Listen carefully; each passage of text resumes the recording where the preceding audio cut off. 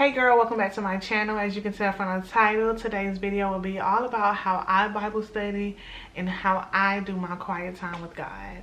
So this video actually came about because of a question that came to me on TikTok that reminded me that I was supposed to be doing this video anyway, because I'm starting to have people reach out to me asking me, how do I do quiet time, what do I do during my Bible study, and things like that. So I figured that it would be a great video to have to share with others. Let's get into it. So before we hop into this video, if you are new here, my name is Shay, and if you love all things faith, lifestyle, motherhood, goal setting, then you're definitely in the right place. Go ahead and hit that subscribe button and join the family, okay? Like I was saying, I have been receiving this question from people, friends, family, people on social media asking me, how do I do quiet time, saying that they want to start spending time with God, but they don't know where to start, they don't know what to do, and things like that. So what I want to say first is, I'm going to share what I do, but there's like no one way to do it. You have to allow God to lead you. You have to really just listen and do what feels right for you. So my quiet time for God can be prayer one day. It can be a Bible study the next day. It can be just straight worshiping, or it can be doing a devotional. Like it depends on the day. It depends on whatever I'm led to do. I don't try to stick to like a tight routine or a tight schedule, because I believe that the purpose of quiet time with God, the purpose of Bible study, is to build my relationship with God. And to build my relationship with God, I feel like the only way I can do that is if I'm allowing God, if I'm allowing the Spirit to lead me into that space. I can't just go in there and do what I want to do. I can't just get down on my knees and just throw out a whole bunch of requests that I want from God and not take the time to listen to God. I can't just go in there with markers and just write and doodle and stuff, but not take the time to actually listen to God.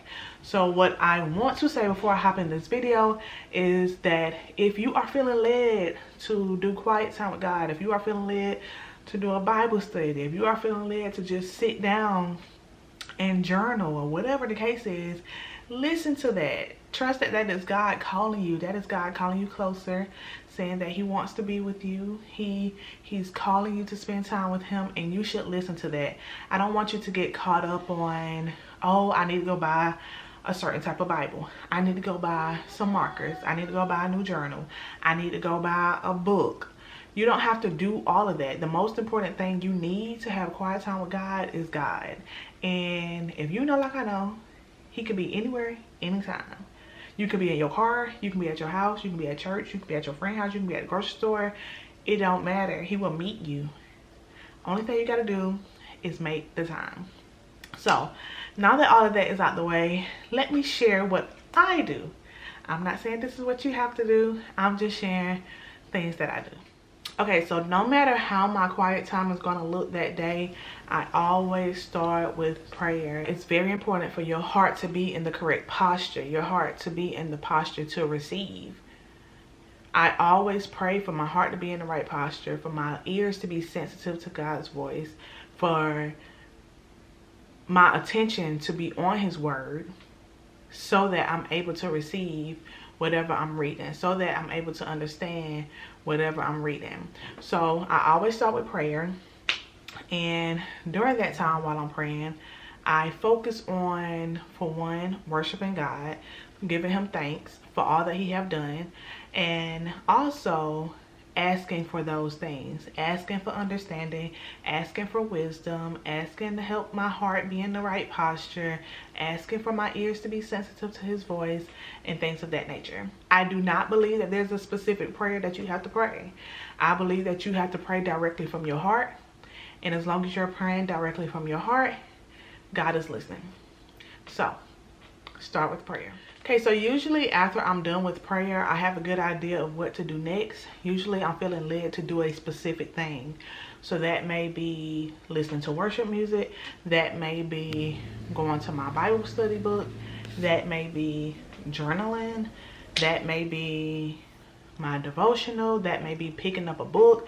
Sometimes God lead me back to the sermon that I received at church that previous Sunday, or lead me to a specific sermon somewhere else. Whatever I'm led to, that's what I do, and I give it my full attention. So at that point, I'm putting my phone on do not disturb. I have a setting called time with God. So I can just swipe down here and then hit focus, and then see, hit time with God. Boom. Phone on do not disturb. I'm not getting any calls. I'm not getting any text messages. Nothing is popping up on my home screen. There is absolutely nothing distracting me from spending that time with God. And by nothing, I mean like outside stuff. I am a mom. I'm a stay-at-home mom. I have my kid with me every day, at least one of them. So there are times where I do have to stop and do stuff with my kid if he's awake. Or I might be doing my quiet time in the room with my kid. Just because I call it quiet time doesn't mean that it's quiet. Would I love for it to be quiet all the time? Yes, I would. But is it? No. So before, I would wake up around 5 a.m. and I would have my quiet time during that time. I loved it. It was quiet. Everybody sleep. Before my day gets started, I'm already getting myself, my mind, my spirit together to be led into whatever God wants me to do for that day. But right now, child, the way this pregnancy set up, I be struggling to get out of bed. I be struggling. I'm not gonna sit here and lie. So my quiet time has been whenever I take my oldest son to school. I come back, I do my quiet time.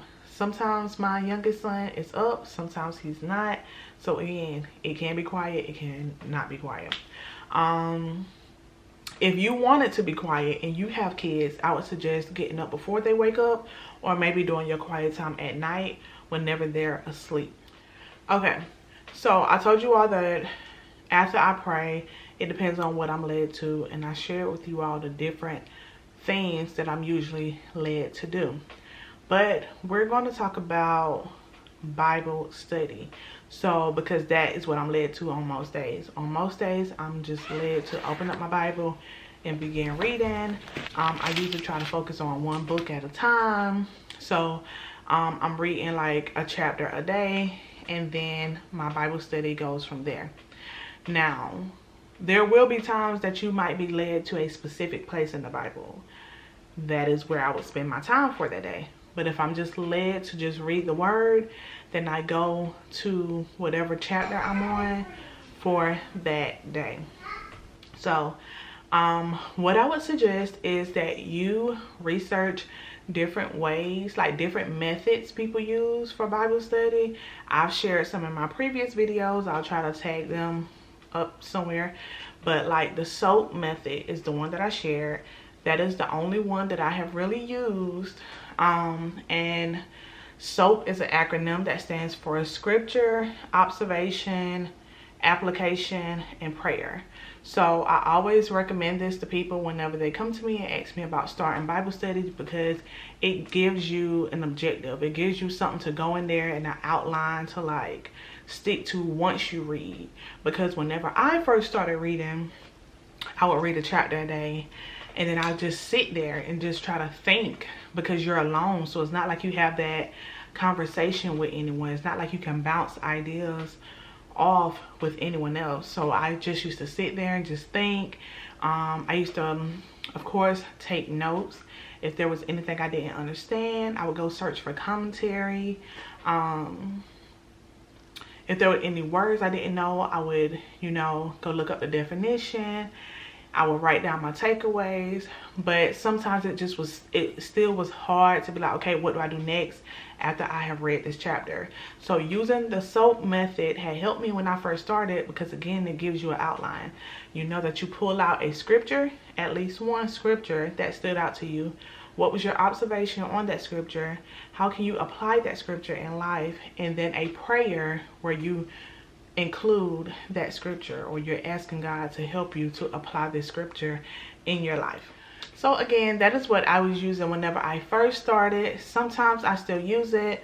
Other times I just read whatever chapter I'm on and I make notes as I go. These are some notes that I have taken from me during Bible study. I use note cards sometimes. Sometimes I use a journal. It literally just all depends. I cannot stress the fact that there is not a right or wrong way to do this. You just got to make sure that you are doing something that is beneficial for you. Whatever is going to help you to retain the information, that is what I would suggest you do. Okay, so after I'm done with all of that, the very last thing that I do is prayer. I get back down on my knees or wherever I'm at, and I begin to pray again. And I thank God again for just allowing me to have that time to read his word, for allowing me to have that time to spend with him, for allowing me to have those tools, whatever resources I use. I thank him for it all. And then I ask him to guide me and lead me as I get up and continue on with the rest of my day. So to wrap it all up, I pray, then I go into my Bible study, then I pray again. So I do have a video out with tools that I have used that have helped me to grow my relationship with God, to get a better understanding. So that will be linked right here. I have videos where I share books. I have 2 videos where I talk about different books that has helped me. So I'll link them as well. And just, if you're new here, just take the time to look through my channel. I have plenty of videos that would help someone that's starting out, or just help anyone really. But that's all, y'all. Do not overcomplicate it. Do not compare what your quiet time is to someone else, especially what you see on social media, because that is that person's highlight of their quiet time. It doesn't mean that's what their quiet time looks like every day. It doesn't mean that if your quiet time doesn't look the same, then it's not effective. So just make sure the focus stay on you and God, building your relationship with God. Quiet time can literally be you sitting in your car talking to God, you pulling out your journal, praying, talking to God. It's based on you. But yeah, if you are looking for some resources to get, or if you're looking for some books or anything like that, then make sure you check out those videos. If this video was beneficial to you, make sure you hit that like button and share this so it can help someone else. And hit that subscribe button if you haven't already done so. I hope that you have enjoyed the video, and I will see you in the next one. Bye, girl.